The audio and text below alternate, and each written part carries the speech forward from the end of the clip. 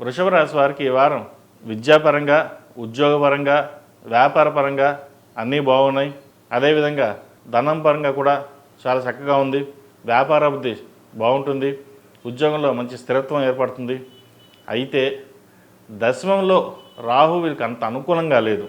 తద్వారా మనసు అనేది 10 విధాలుగా పరిగెడుతూ ఉంటుంది. ఏది ఒక నిర్ణయానికి వచ్చి రాలేని పరిస్థితి గోచరిస్తోంది.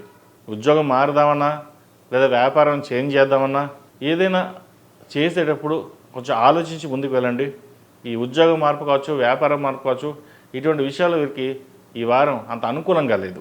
ఉన్న చోటే స్థిరంగా పనిచేసుకోవడం, నలుగురితో పాటు సరదాగా ఉండడం, రావాల్సిన బెనిఫిట్స్ ఏవైతే ఉన్నాయో అవి తెచ్చుకోవడం, ఇటువంటి కార్యక్రమాలు చేయడం చెప్పదగినది.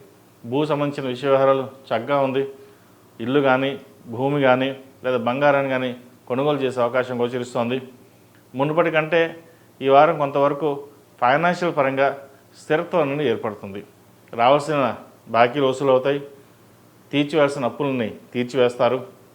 వచ్చిన ధనాన్ని కొంత సేవింగ్స్ రూపేణా దాచడం కూడా జరుగుతుంది. భాగస్వామి సలహాలు, సూచనలు చక్కగా పాటించండి. వారి వల్ల మీకు బెనిఫిటే తప్ప నష్టం ఏ రోజు జరగదు. భాగస్వామి వ్యాపారాలు కూడా కలిసి వస్తాయి. ఎవరైతే ఇన్వెస్ట్మెంట్ పెట్టి స్ట్రక్ అయిపోయారో, కోర్టు వ్యవహారాలు ఏవైతే ఉన్నాయో అవి సానుకూల పడే విధంగా గోచరిస్తుంది. ఈ రాశిలో జన్మించిన విద్యార్థులకు మంచి అవకాశాలు కలిసి వస్తాయి. వచ్చిన అవకాశాలని చేజార్చుకోవద్దు. దూర ప్రాంత ప్రయాణాలు చేయవలసి వస్తుంది. విదేశాలు వెళ్ళాలనుకునే వారికి కాస్త గడ్డుకాలం అని చెప్పచ్చు. వచ్చిన అవకాశాలు ఉపయోగించుకోవాలి. తర్వాత వెళ్దాం, తర్వాత చూసుకుందామంటే తర్వాత వెళ్ళే పరిస్థితి కూడా గోచరించడం లేదు. దశమంలో రాహు అంత బలంగా లేరు వీరికి. దశమాధిపతి శని ఏకాదశంలో నామమాత్రంగా ఉంది. అంత ఫలితాలు గొప్పగా లేదు. కష్టే ఫలినట్టుగా కష్టాన్ని తగిన ప్రతిఫలం తప్ప అదృష్టాన్ని నమ్ముకుని ముందుకు వెళ్ళొద్దు. ఈ రాశిలో జన్మించిన స్త్రీలకు వృత్తి ఉద్యోగాల పరంగా, వ్యాపార పరంగా చక్కగా ఉంది. సోదరిమణులతోటి విభేదం రాకుండా చూసుకోవాలి. తృతీయాధిపతి చంద్రుడు చతుర్థంలో ఉన్నారు. పంచమంలో కుజుడు, ద్వితీయంలో గురువు వీరికి అనుకూలంగా ఉంది.